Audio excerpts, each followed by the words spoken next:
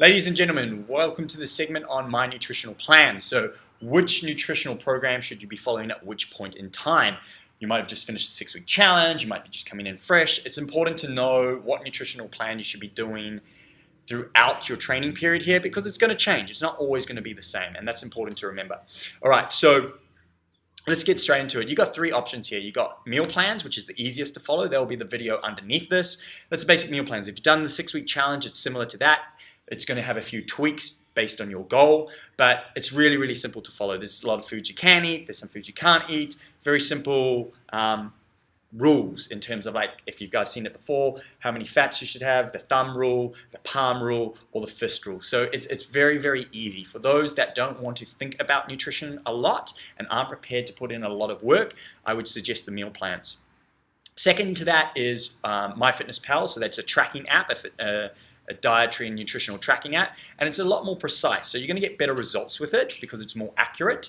So the only downside is you have to track with it. So you have to be constantly putting in your data, and you need to be tracking your data at least 90% of the time, pretty much most of the time. So it's a lot harder and a lot more work for a lot of people because you have to be tracking your data, and some people find that tedious. So if that is you, I wouldn't suggest it. If you like tracking your numbers, awesome, go for it. But you need to be doing all of the stuff at least 90% of the time, as I'll talk about when I talk about the 90% rule. So whatever you commit to, you need to commit to it at least like a 9 or 10 out of 10. So you need to say to yourself, yes, I can do this for 6 months to a year. If you can't commit to it for 6 months to a year, then I wouldn't suggest you do that. Now, that doesn't mean when we do challenges and events, in-house transformations, or if we do certain events, like you got a wedding or something cool coming up, then the game changes. Then you might do a different nutrition plan for that period of time, that 6, 8-week, 12-week block, but it's not what you're doing all the time.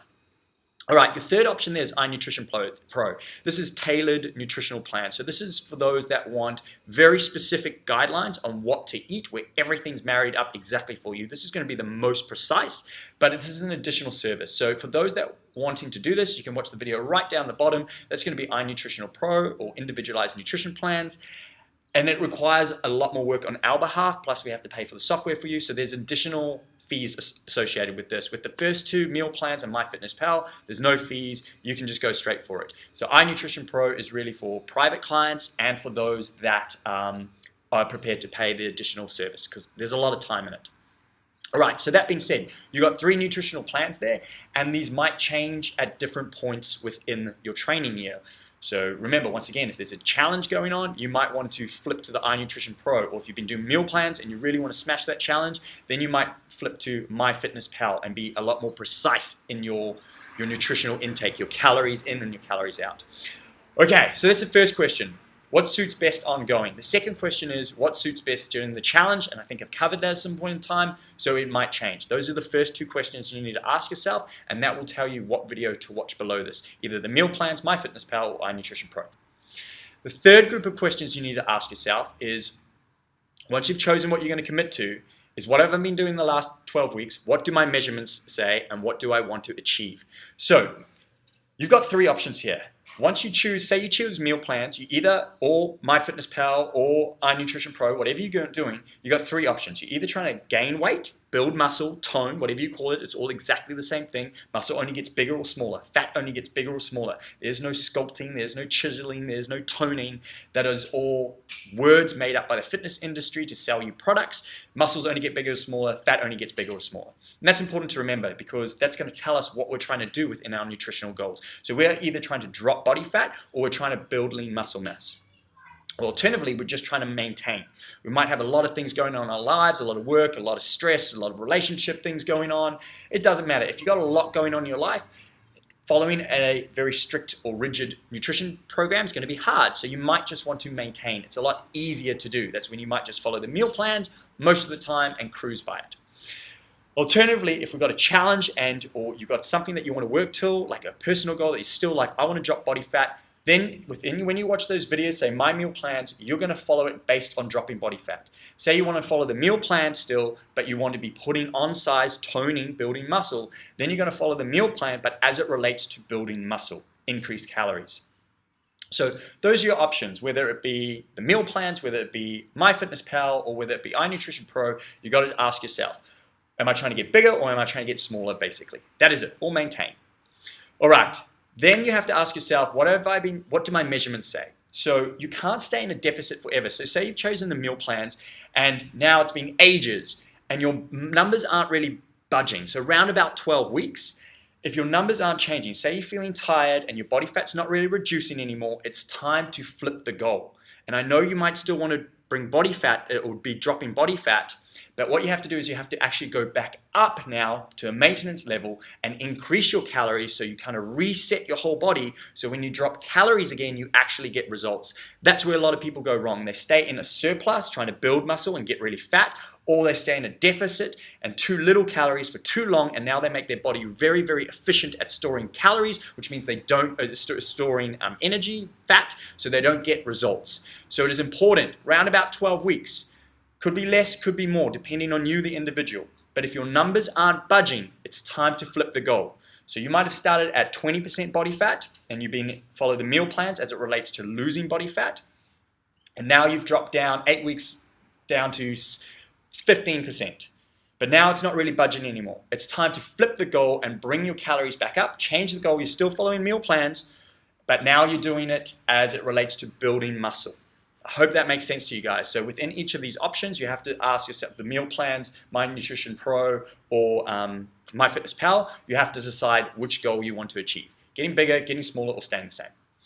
Hope that all makes sense so far, guys. So remember, whatever you choose, you need to commit to it 90% of the time. There's a 90% rule, which means if you're choosing meal plans, you need to follow it 90% of the time to get results. That's like a Monday to Friday, you're on point. You're following your nutrition, you're pretty good. You might have a few little things outside of here, but you then get to enjoy yourself on Friday night, Saturday night. You don't worry about it too much. You start to actually live your life and enjoy it, but it's a rule, it's a dietary program that you can stick to.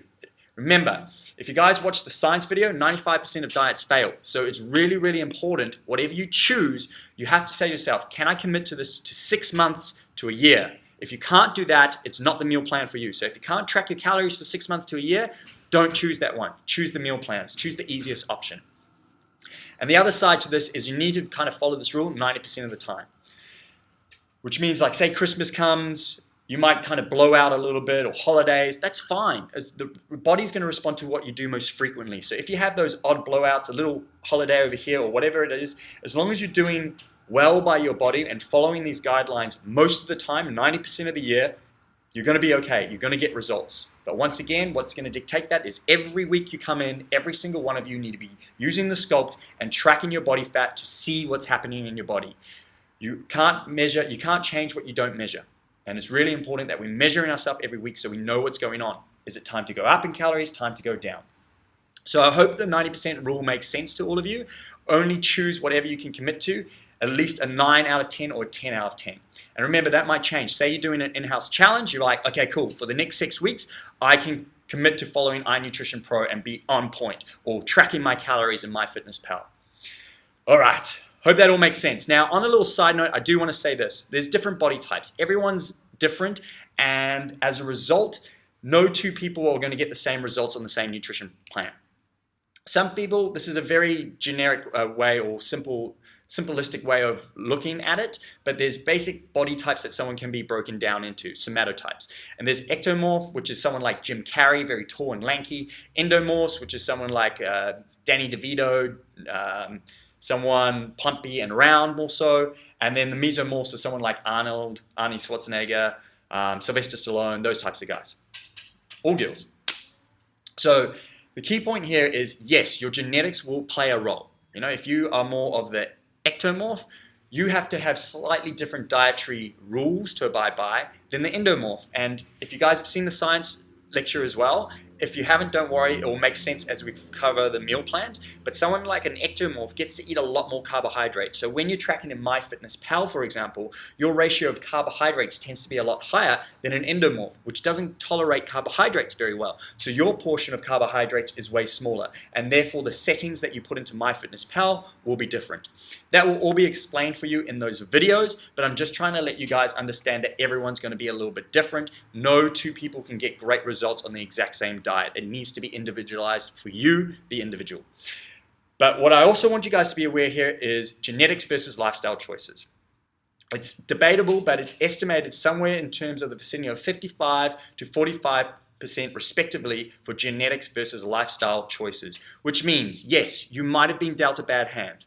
Right? You might not have the genetics of someone else, but you can't blame genetics too much. Around about 45% is still controlled by lifestyle choices, the choices you choose to make 90% of the time.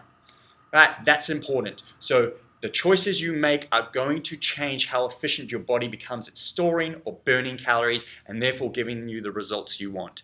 I've said it before, but I'll say it again. Your body responds to what you do most frequently, not what you do with the best of intentions, which means you can go hard for 6 weeks, but if you're not maintaining it the other 90% of the year, you're going to flop backwards and then the 95% of diets fail.